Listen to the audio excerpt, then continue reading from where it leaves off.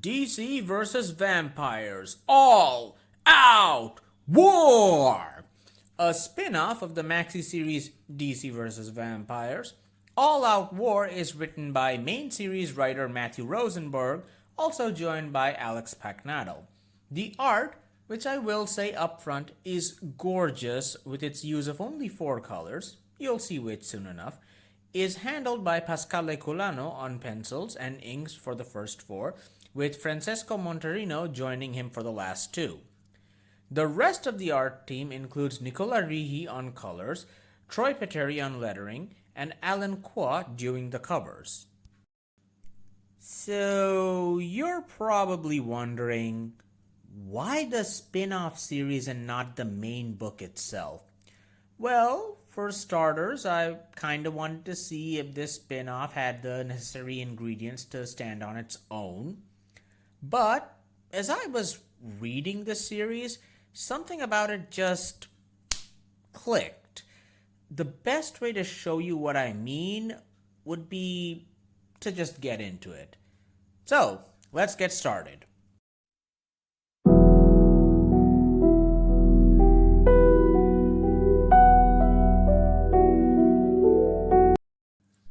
Despite being hardened by a life of violence, Slade Wilson, aka Deathstroke, took a few things for granted in life. The sun will rise tomorrow. The real monsters are flesh and blood. There will always be a Batman. Unfortunately, the world is a very different place now. Namely, vampires have enacted a systematic takeover of the world by turning or killing key players in the DC universe, including the Dark Knight. However, there are other ways than vampirism to bring back the dead in the DC universe. And that's why Slade, along with Blue Devil and Damage, have come to the Swiss Alps. I've been here before. Think I shot a movie here once. Yeah, I've been here too. Think I shot a general. The trio is here to try and use a Lazarus pit to resurrect Batman, hopefully. As the vampires have been systematically destroying them, this is their only shot to do it. Sadly, it was a trap. The vampires, now calling themselves the Order of the Grey Sun, plan to attack whoever showed up here hoping to use the pit. Things go south real fast as Damage is quickly bitten by a vampirized Azrael and seemingly falls to his death, while Blue Devil is mortally wounded and goes out in a blaze of glory. To make matters worse, Slade accidentally pushes Azrael into the pit, which means it can't be used now to bring Batman back. Slade prepares to go down slicing, but Azrael emerges from the pit, now fully human and ready to give Slade an assist. We then cut to Kirk Langstrom, aka Man-Bat, confirming that Jean Paul is indeed completely human. Kirk laments to Slade that they had a cure the whole time, but notes that Slade did kinda bring back a Batman, albeit not a very good one. The now human John Paul goes around the human safe zone that they have built underground named Nightwatch, where he meets some other characters that will play a role later in the story. This includes Bane, who is disappointed that John Paul is no longer a vampire, and unusually even more chipper than usual Mary Marvel, Booster Gold, who is now tolling in the fields to grow crops, and Captain Atom, who provides sunlight for the settlement. And if you remember how DC has used Captain Atom in recent stories, you probably know where this is going. Slade takes Jean Paul to meet the Council of Nightwatch, the noteworthy ones being Midnighter and John Constantine, who's here in his astral form. You took 2 metahumans, rarer than N's teeth in this day and age, I might add, on an unsanctioned mission to rescue the Batman. We find out that Slade basically did all this as a power play, hoping to use Batman to drive the council into acting. Midnighter is not impressed, pointing out that Damage or Blue Devil could have been turned at some point by the vampires. And we see that a vampirized Damage has gotten past the guards and entered the settlement wearing Vigilante's costume. Bane realizes something's wrong, but it's too late, as Damage manages to kamikaze himself near Captain Atom, taking him and Nightwatch with him.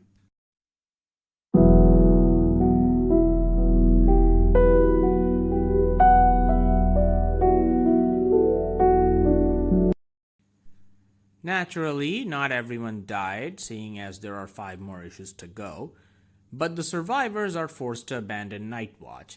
They split up further so as to ensure that maybe some of them survive any vampire attacks, and hopefully not everyone ends up dying in a single assault. We see who Constantine has rounded up: Slade, John Paul, Mary, Bane, Booster, Midnighter, and Jimmy Olsen. They have arrived at a League of Assassins base in Chicago, headed up by Talia al Ghul and Alfred, where Constantine tries to talk Talia into letting them stay there. Alfred brushes them off out of distrust of Constantine, but Slade just cuts to the chase and tells them that they found out that Lazarus Pit cures vampirism, showing off Azrael. Also, thanks to Azrael, the humans now know that the vampires are harvesting humans in blood farms managed by a vampirized weather wizard. The plan now is to use a Lazarus Pit to turn the weather wizard back to human and have him clear the skies that the vampires have blacked out so that humanity can take the fight to them. We also see that Constantine is working with Deadman, who's there as a secret insurance policy for John. However, Constantine isn't as clever as he thinks he is, as it turns out the vampires had managed to follow them and attack the base, led by a vampirized Wonder Woman, who bites Jimmy Olsen. "Yes, come to me, child. Finish the journey you started."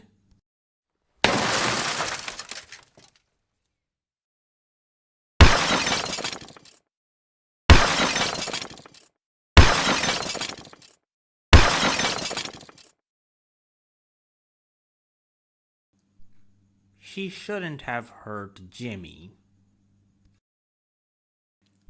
Talia and Alfred escape, but tell Constantine the location of a secret Lazarus Pit under the Flash Museum in Central City. Before they can escape, Wonder Woman returns and attacks Booster. Constantine distracts her and tells Booster to leave, but asks Deadman to possess Booster and blow the tunnels so that she can turn John, as he would prefer dying as a human than a vampire. The rest of the group is shattered, having lost another base and 2 of their number, but proceed to carry on with the mission. We then meet our main antagonists of the rest of the story, Shazam, who has somehow gotten prophetic powers from being a vampire, who tells his leader about the humans coming. A mysterious vampire wearing Lex Luthor's armor.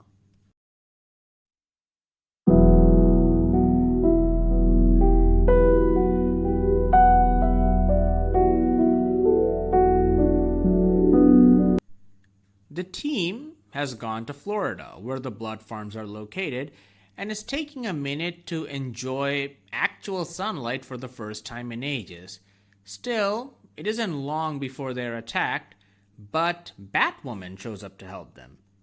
A vampirized Batwoman. But Kate is not here for their blood.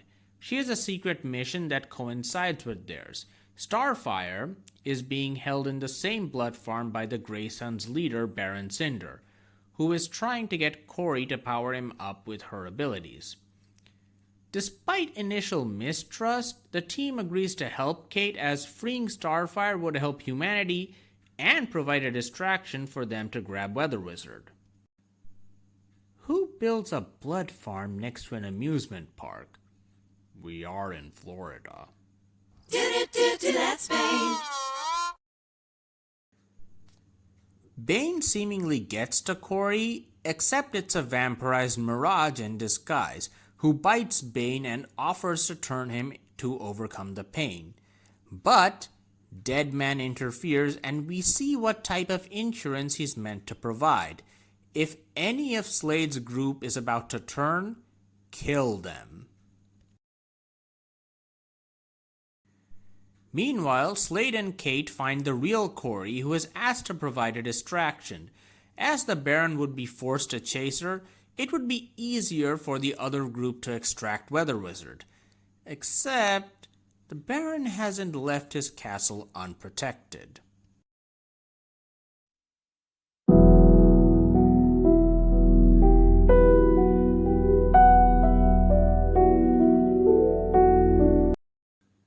Mary, Booster, and Midnighter enter the Blood Farms and are forced to take a minute by the sheer horror of it all. Unfortunately, that's 1 minute too many, as who should show up but the best vampire in the series, the Question. Seriously, watching the objectivist who sees the world in black and white, trapped in a permanent state of ambiguity, is a delight. But our usual fight soon breaks out between the heroes and the vampire knights. Initially, the heroes get the upper hand, with Mary electrocuting the Shining Knight and Midnighter taking care of Arkham Knight with ease. But Atomic Knight, yes, they're all knights, destroys a few tanks with people in them to distract Booster so that he can bite him. And Prometheus hypnotizes Mary to change back into her human form. Sorry, I meant her vampire form. Yes, when the initial war was fought, Wonder Woman had bitten Mary, and unable to take the pain, she let herself be turned. But turning into her superhero form allowed her to keep her vampire self hidden away. Until now. Booster blows up Atomic Knight's head with his force field, and Midnighter and Prometheus, well...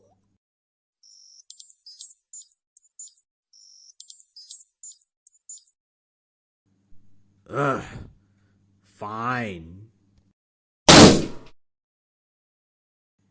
However, they forgot about the Question completely and he Dr. Garrow's Midnighter, who can't use his abilities on him. This causes Mary to snap out of it, turn back to Mary Marvel, and take out the Question. She goes to get the Weather Wizard while Midnighter, who is built different, quite literally, gives Booster a blood transfusion, saving him. Mary gets to Weather Wizard and is ready to bring him in until he gets beheaded by Azrael.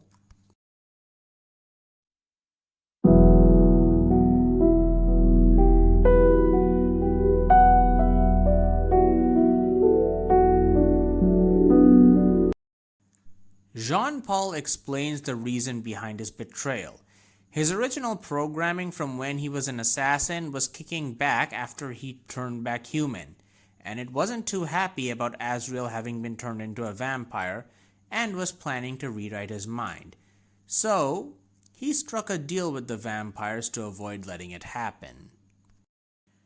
However, all of a sudden, Jean-Paul starts attacking the vampires around them and tells them to get away. It doesn't make sense until Slade notices he suddenly has a distinct Brooklyn accent. So, now the party of 4 gets away with the corpse of Vampire Weather Wizard and arrives in Central City, where it's snowing for some reason. They try to dip Weather Wizard's corpse into the Lazarus pit, and he emerges as a monstrosity that bites into Slade. Yeah, turns out an undead vampire doesn't come back as a regular human. Something I haven't mentioned so far, well, I haven't mentioned many things so far, but thank you for being patient, is that the sword Slade has been using so far used to belong to the angel Zariel, except it used to be able to burst into holy flame, which Slade has been unable to do.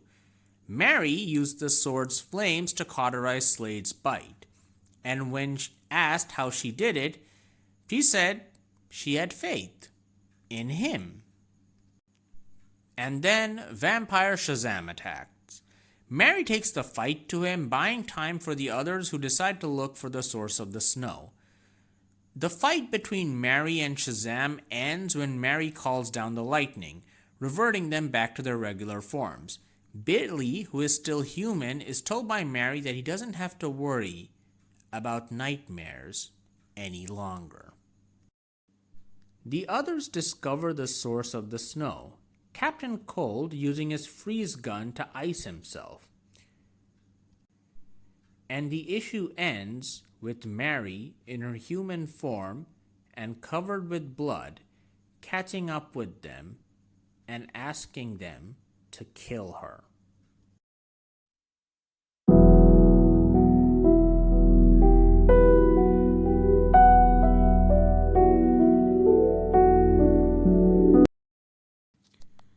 The group has thawed out Snart, who had frozen himself once he was bitten and as a result is still human, for the moment. Slade tries to convince Mary that she did what she had to, but before a decision is made, Constantine shows up in his astral form, having been saved by Dr. Fate back then, and asks about the weather wizard. After he hears everything... well, not the end of the world. Oh, silly me, it is the end of the world, you dozy pillocks. However, Snart says he can freeze the ash in the sky, so they still have a shot. But as Billy's sweater flies towards them, Slade has a similar thought to the one he had at the start of all this. The sun will rise tomorrow. The real monsters are flesh and blood, and perhaps, most naively of all, Superman will save us, as Baron Cinder, aka the vampirized Superman, lands in front of them. Even in his weakened state as a vampire dependent on sunlight, the fight between the group and Superman is no contest for the former. Midnighter, Booster, and Slade all seemingly die, as Mary turns back into Mary Marvel and is the only one able to stand up to him, but eventually falls. However, as she is about to be killed, the flaming sword of Zoriel pierces Superman from behind, finally ending his threat. We're coming, Pa. Crypto's just gone after the ball. Think it landed in Nebraska. However, Slade is mortally wounded from his fight and dies, having inspired faith in Mary to complete the mission. As Mary flies off with Captain Cold, Deadman emerges from Slade's body. You gonna tell her it was me in Slade's body just now? Nope. Good. And so, all-out war ends as the two leave, letting the snow cover the bodies of all the fallen. Except Midnighter gets up having survived without anybody realizing it.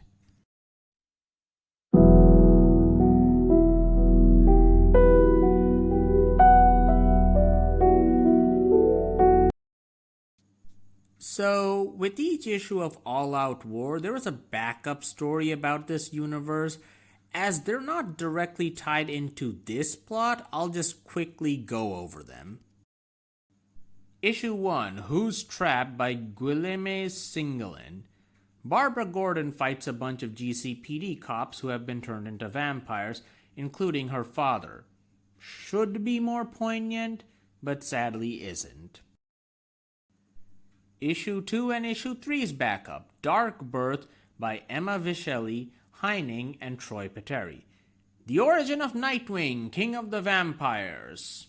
Utterly pointless, as not only are the two backups mostly about standing around and talking about stuff, all the important stuff only takes place on the last page of the two backups, and doesn't give us enough context anyway. Issue 4, Kill the Messenger by Matthew K. Manning, Aki Bright, and Troy Pateri. Black Lightning has to make a choice about following a message from his wife.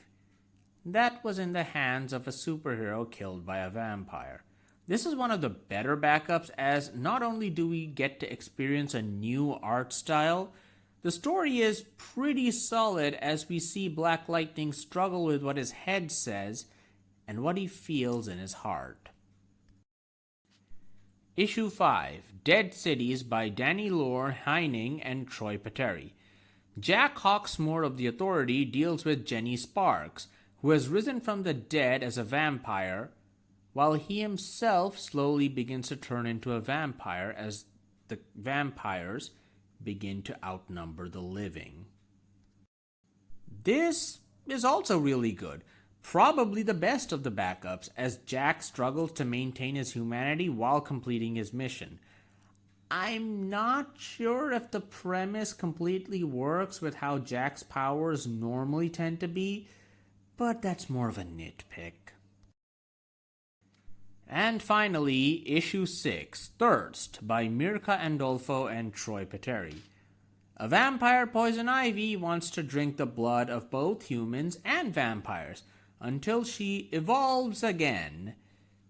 This is the worst backup of the bunch, as not only does this story showcase the worst character aspects of Ivy, but there's no resolution. She's out there, running around. Maybe her story will continue in the recently announced as of this video sequel series, but considering this took place in the backup of a spin-off, we'll have to see.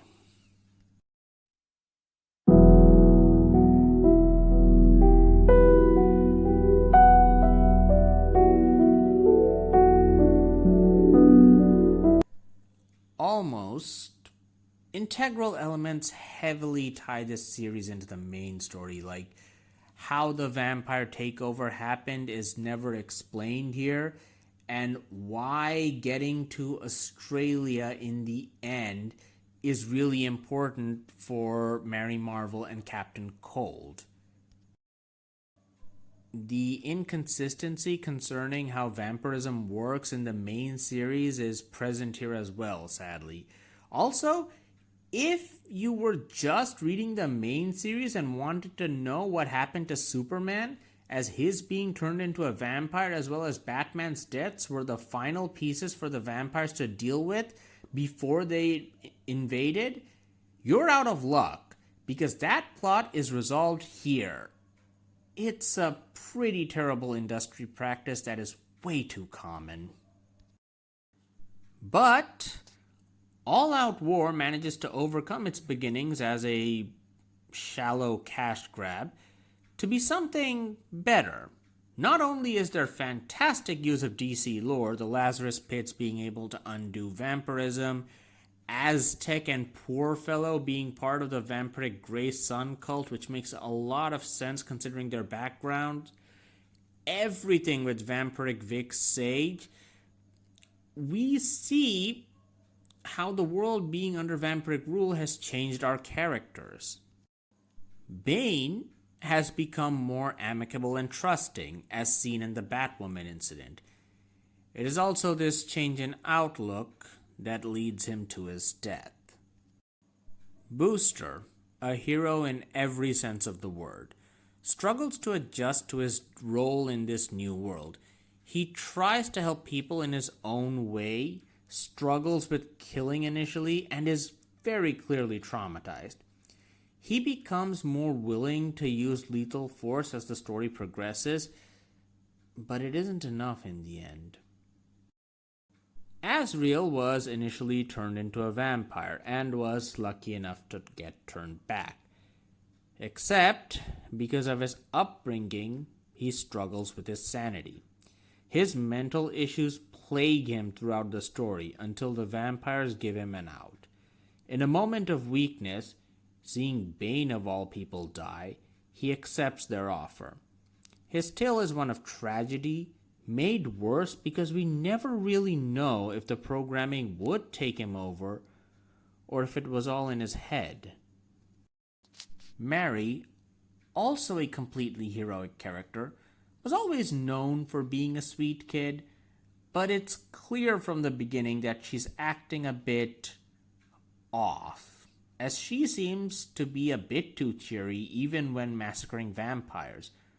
Her facade breaks once Wonder Woman taunts her, as we are left to wonder what happened. While it wouldn't be too hard for experienced readers to guess that her human form was vampirized, that's not the point. She had to choose to be turned, as she couldn't bear the pain, which has been described throughout this book as unbearable, and hides her shame behind her superhuman alter ego. This comes to a head when she is forced to kill Billy in his human form using her vampiric abilities, and she breaks down completely. It takes an act of faith by Slade to get her to continue, an act of faith that actually didn't happen. Slade's actions throughout the story can be described through a single phrase: complete the mission. We are in Slade's head a lot as he's the narrator, but it's unclear if he's telling the truth or lying to himself. However, he is always pushing forward, and as he says himself, it doesn't matter what they were in a world where all certainties are gone. It doesn't matter whether you were once a hero or a villain. It's all irrelevant now. What matters is what we do now. However, while his pragmatic approach suited him well to survive, he never could have faith, even in the end. As for Midnighter, he called Deathstroke a boomer one time. Okay, he does have a few moments, but they are more cool action moments rather than emotional ones, considering he was created as the ultimate soldier or something like that. That makes sense. He does have a moment where he looks at the cosmic treadmill and considers maybe returning back in time, but later agrees with Slade that it would be a bad idea. They are where they are. No point dwelling on it.